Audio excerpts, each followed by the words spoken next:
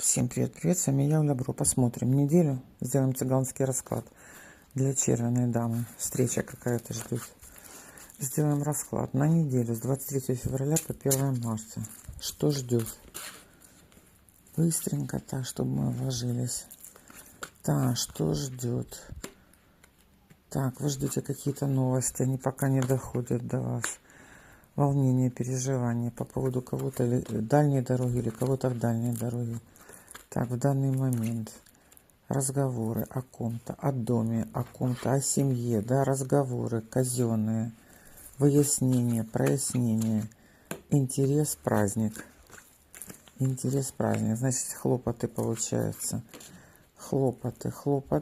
Идут хорошие новости от кого-то, руководства. Идут хорошие новости. Застолье, смотрите, застолье. Вы не верили, что это возможно, оно возможно. Интерес, нечаянный интерес. Ситуация, смотрите, ситуация стабильная. Что уходит? Уходят слезы, семерка, уходят переживания, уходят болезни. И с чем вы?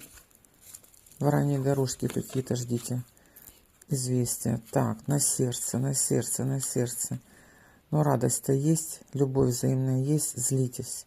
Долго ждали, да? Долго ждали результата. Злитесь на сердце. Ну, какие-то люди, да, возможно, с казенного дома принесут хорошие новости. Злитесь. Так, по ситуации все спокойно.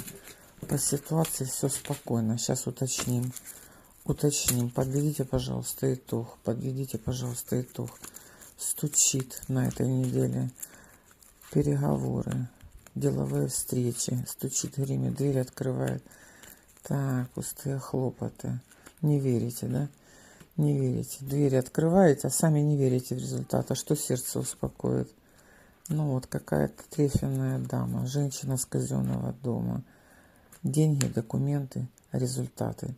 Да, то есть положительные результаты обследования, диагностики. Если вы ждали какие-то деньги, документы, то есть женщина, казенный дом, результат благодаря какой-то женщине на этой неделе принимается.